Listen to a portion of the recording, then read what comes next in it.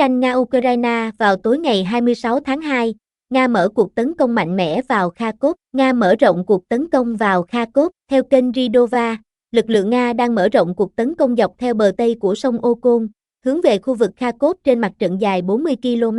Các đơn vị của Moscow đã có những bước tiến quan trọng về phía bắc Kupiansk và tiến sâu vào các tuyến phòng thủ của Ukraine, đặc biệt là tại Duverchania và Goluboka. Giao tranh dữ dội đang diễn ra ở Kondasova và Dorosova, trong khi vị trí chiến lược của Kutova ở Ukraine sắp bị Nga kiểm soát hoàn toàn. Quân đội Nga cũng đã hoàn tất việc kiểm soát Dongenko, tạo điều kiện cho một cuộc tấn công vào Kutova từ phía bắc. Dưới áp lực ngày càng tăng, Bộ Tư lệnh Ukraine đã phải điều lữ đoàn cơ giới độc lập số 151 từ Donetsk đến hỗ trợ phòng thủ, cho thấy mức độ nghiêm trọng của tình hình. Tuy nhiên, phía Ukraine đang gặp khó khăn do thiếu quân, phòng thủ không đầy đủ và chất lượng nhân sự suy giảm. Ngày 25 tháng 2, Nga xác nhận đã kiểm soát hoàn toàn ngôi làng Topoli trên biên giới Ukraine, cho thấy chiến dịch tấn công của Moscow không phải là lẻ tẻ mà là một phần của kế hoạch chiến lược lớn hơn. Nếu các điểm tấn công của Nga được kết hợp, một mặt trận thống nhất dài 40 km có thể hình thành, tạo ra áp lực nghiêm trọng lên lực lượng Ukraine tại Kharkov.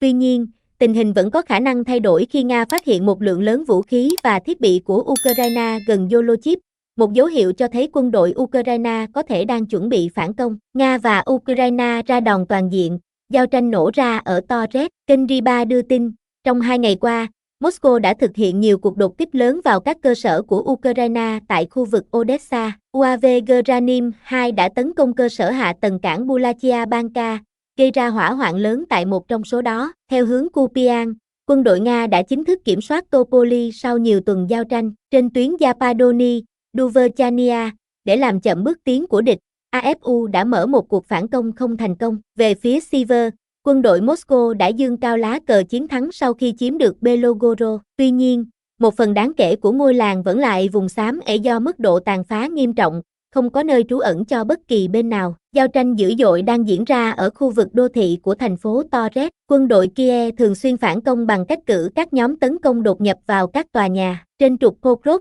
Mingorod, quân đội Nga đã mở rộng quyền kiểm soát của mình về phía bắc Shevchenkon và đang tiến về phía Veovo. Điều này sẽ cho phép rút một số nguồn lực của địch khỏi Pestchano, nơi giao tranh dữ dội vẫn đang diễn ra. Tại Veremet, sau một loạt các cuộc tấn công, đội tiên phong của quân đội Nga đã tiến đến vùng lân cận Belako, Rivolo. Theo một số báo cáo, trên mặt trận Zaporizhia, lực lượng của Moscow được cho là đã chiếm lại được làng Piatikha. Vị trí chiến lược này trước đây do AFU kiểm soát trong ngày cuộc phản công mùa hè năm 2023. Nga tiến gần đến Koma, đe dọa tuyến hậu cần của Ukraine. Quân đội Nga tiếp tục mở rộng quyền kiểm soát của mình tại khu vực Velika Novosika, phần cực nam của Donetsk, đẩy mạnh cuộc tấn công về phía bắc với mục đích áp sát hậu phương của lực lượng Ukraine tại Andriva, phía tây Kurakho. Nếu đà này được duy trì, tuyến phòng thủ của Ukraine trong khu vực có thể phải đối mặt với nguy cơ bị cắt đứt. Theo Deep State, một nguồn tin có quan hệ với cơ quan tình báo quốc phòng Ukraine,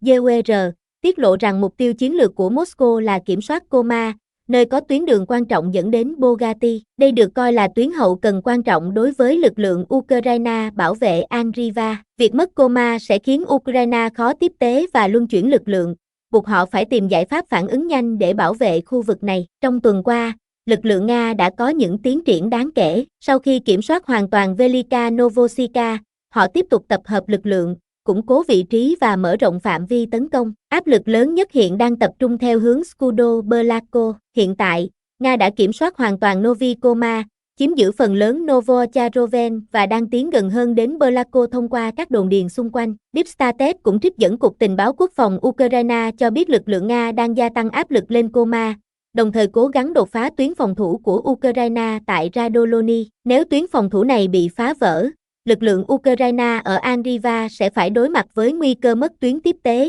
làm suy yếu khả năng chống lại áp lực ngày càng tăng từ Moscow. Ngoài ra, việc quân đội Nga duy trì được đà tiến công tại khu vực này có thể tác động mạnh đến cục diện toàn mặt trận Donetsk. Nếu họ kiểm soát thành công Koma và Bogati, các đơn vị Ukraine tại Andriva có thể rơi vào thế bị bao vây, tạo điều kiện cho Moscow mở rộng chiến dịch tấn công sang các khu vực lân cận. Diễn biến này một lần nữa cho thấy áp lực mà Ukraine đang phải đối mặt trong bối cảnh chiến sự kéo dài, khi quân đội Nga tiếp tục khai thác các điểm yếu trong hệ thống phòng thủ của Kiev để giành ưu thế trên chiến trường.